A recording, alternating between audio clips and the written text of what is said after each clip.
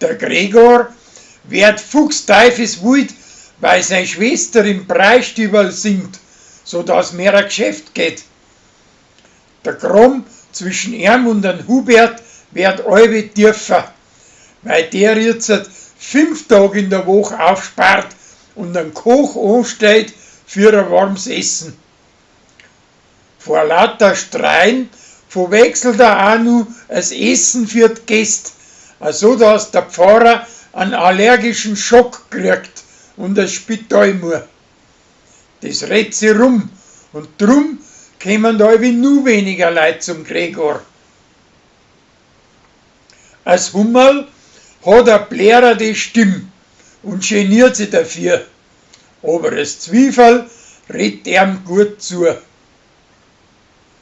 Beim Pfarrer daheim wird ausgelassen gefeiert und wie danach ein Hunderter angeht, wird das ein Besuch in die Schuhe geschoben, bis sie schließlich herausstellt, dass den ein Putzweig genommen hat zum Putzmittel kaufen.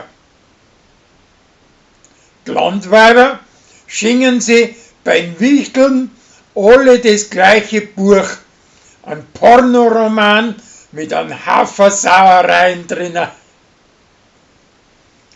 Als Zwiefel muss bei den Hosenzüchter eine Rede halten.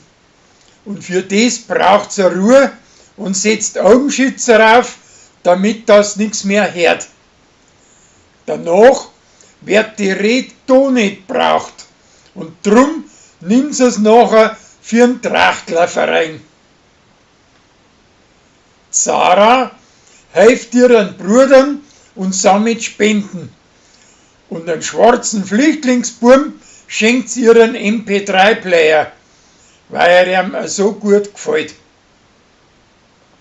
Die Uschi spendiert eine von ihren 500 Handtaschen und lässt unversehens ein goldenes Armbandel drinnen und geniert sie recht, wie sie es wieder zurücknimmt.